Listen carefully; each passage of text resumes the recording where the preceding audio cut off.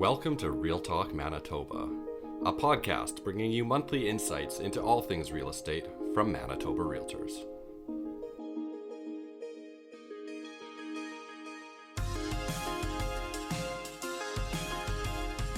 Well, thanks so much for joining us for episode 4 of Real Talk Manitoba. I'm your host, David von Mayenfeld, and this episode we're going to hear some great advice from a team of realtors who have a wealth of expertise helping sellers get the best value from their home. Allow me to welcome Catherine Schellenberg and Mark Wiebe from RE/MAX Professionals, Winnipeg. My name is Catherine Schellenberg. I'm a realtor. I have been licensed for 18 years. I'm with RE/MAX Professionals, and I specialize in the residential market, including condominiums. My name's Mark Wiebe. I've been a licensed realtor for 27 years, with RE/MAX Professionals for around 18 years, and a team with Catherine for 3. Great. Well, thanks again to each of you for joining us. I want to talk about the do's and don'ts of selling a home. What's the bare minimum that you'd ask a seller to do before listing their home? When we go in to look at a house, the basics would be to, of course, have the home cleaned to ensure that if there's any incompleted work on the home that's completed prior to showing the home. Also to anything that maybe if it needs touch-up paint. Again, we want the buyers to be able to see the space and not the contents. Yeah, in today's market, expectations are super high with buyers. They want the house to be move-in ready. We would tell an owner of a home, a listing that we're going to get, that they need to fix all the little things like the storm doors that aren't working properly. Your kitchen tap has a little leak, and buyers are going to notice that right away. And then they're going to start asking questions. So just the little things are really, really important. They want it to be ready for them to move into. They visualize that. So it's about getting rid of the landmines, I guess, eh? Yeah, exactly. I didn't know how to say it, but the landmines. Yeah, if there's dog deposits, Mark will find Oh it. yeah, I just step in them right away. and then you may as well just, I don't know about Catherine, but I mean, this spring, I don't know what it was with me, but they found me all the time. And it's not fun. Well, better you than the client, right? Yeah, True. for sure. At what point does it make sense for a seller or for you to recommend some upgrades or renovations to their house versus selling it as is? When we look at the house, if we see that there's something incompleted finishing work, let's say they put carpet down but didn't put the baseboards back on, we're going to recommend that they get that done. If somebody's sitting with their kitchen from 1954, but it's in good condition, we're probably going to tell them to leave it. We're not going to say put in a brand new kitchen because we can't guarantee they're going to get the money out. And plus, it's a lot of work. Is it just money or is it timing as well? It's timing as well. And of course, understanding the paper trail for people to be able to get the work done in a timely fashion sometimes is very challenging. So is there a time when doing upgrades would be a complete non-starter for a seller? And if so, why? Yeah, for the most part, it'd be money. They just don't have the money to do the renovation. But if we can convince them that spending a little bit of money will gain them a lot more on the back end when we list it, usually we can convince them to do the reno if it's not too big.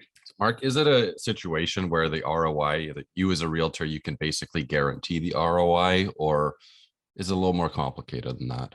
It's a lot more complicated than that because we never know who's shopping in that neighborhood at that given moment. And maybe that person that has been shopping for 3 months just bought a house last week down the street and they're willing to spend a little bit more money in competition. And now they just bought a house, and then the next party, they've only been looking for a week and maybe it is their dream house, but they're too scared to write an offer on the first house that they see. Do you have a time when you made some recommendations to a seller, perhaps around staging, upgrading, and they took your advice and it worked out in their favor? Yeah, last year we had a client in Crescentwood. The shingles needed to be replaced. We got him to hire a roofing company to have it reshingled. And then when we listed it, the timelines didn't allow him to have it shingled before we listed it. So we just put it in the listing that it would be reshingled after. And that really worked in his favor because then the potential buyer, there wasn't some hidden costs that they didn't know about They just knew their roof was going to be done, and they were really happy about it. So is that a question of making sure the seller gets what the house is worth, or is that more a question of trying to move the property into a higher price range? It's a bit of both. People, they'll do their own homework prior to us getting there, and they have an idea of what they think their home is worth. And we go, absolutely, it can fit into that price point as long as the following work is done. And knowing that buyers buy emotionally, the more visually pleasing or stimulating that the home looks or appears, you're going to attract more people, just because really people are looking at the house for the first time online. So if they like it enough online, then they book their appointment, which really is their second viewing. So how much of it is the photos?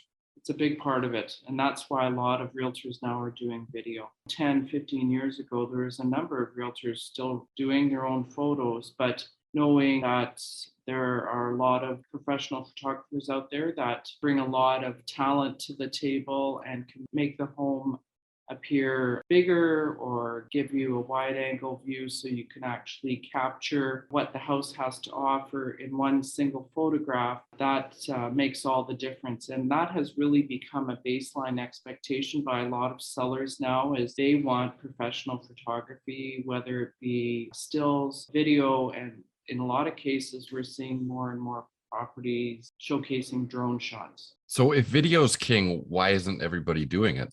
It doesn't financially doesn't always allow. Sometimes the property is very small. For us to go and do video on a home where there's no furniture, it doesn't give you the same visual presentation as a home that is furnished.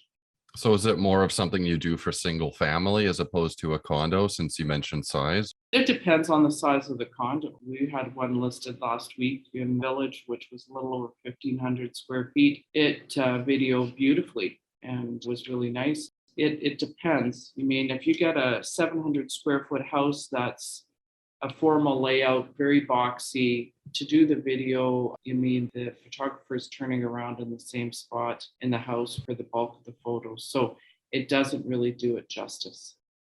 I see in some of these listings, and in Manitoba, I think we're blessed that some properties have amazing backyards. And the times I've seen drone footage of the yard, it really helps that pop out in a way that the photos just can't do. It gives it a better scale for sure.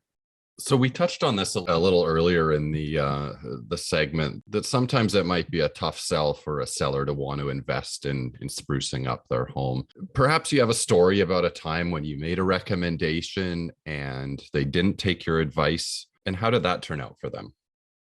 Yeah, we had a listing in West End neighborhood last year, or maybe just over a year ago. I actually sold this house to these people, and it was in pretty good shape when they bought it, but it was starter home. They knew, or I thought they knew down the road, that they would have to do a few things. But I hadn't been there for probably 3 years, and when I went back, the shingles needed to be replaced. There was missing shingles on the lawn, and it would be fairly obvious to most people that should be done. Some flooring in the living room and the kitchen needed to be replaced. Not really super expensive items, but things that would really help the sale. And the owner, the vendor, refused to do those things. Needless to say, the home did not sell, and it was on for quite a time. When we make those recommendations to our clients, we do it to get them a quick and seamless sale at the best possible price. Catherine, I wanted to ask you about kitchens. Is there a scenario when you would recommend perhaps gutting a kitchen or taking out a wall or doing something that's on the cosmetic side as opposed to a structural fix? We had a client that listed with us a number of years ago, and they had it was a home in Richmond West, so built in the early 90s. It had a good layout. However, the kitchen had been well used to the point that cabinets needed to be replaced and the house needed to be painted out. The seller did that. They put a brand new kitchen in, had it painted out, had a bit of flooring changed, and even had spent $8,000 to get it staged because they had already moved out of the home. And that house sold very quickly. In that case, it would be worth it. Again, every kitchen is a little different, and some you're limited on what choices you have to refurbish or completely redo. So would this be one of, I guess, the biggest or more successful renovations you've done with a seller? Yes, it was nice to see it unfold. It was really nice to have the vendor 100% engaged in why we were doing what we were doing. When it was done and it was staged, it was quite emotional for them and their family because all the photos, again, professional photos, captured the home at its best. Would you ever recommend perhaps doing some landscaping work on the property just so it has that extra grab, I guess I could call it, or that first impression perhaps? Oh yeah, when you drive up to a house, if it just needs some little fix to make it more appealing, that's a really good decision. It could be a new mailbox, a light fixture in the front, maybe plant a tree or some shrubs. So it doesn't need to be a big effort whatsoever, right? Maybe this is a matter of putting a couple $1,000s in as opposed to like a $10,000-$20,000 type fix. Oh yeah, for sure. Like it wouldn't cost that much. There's little fixes that could make your property way more appealing. Well, Catherine and Mark, thank you so much for being guests on the podcast and for all of the insight you shared with us today. To our listeners, thank you for joining us for episode 4 of Real Talk Manitoba. My name is David Von Mayenfeld, and please stay tuned for the next episode and even more great discussion on the real estate market in Manitoba.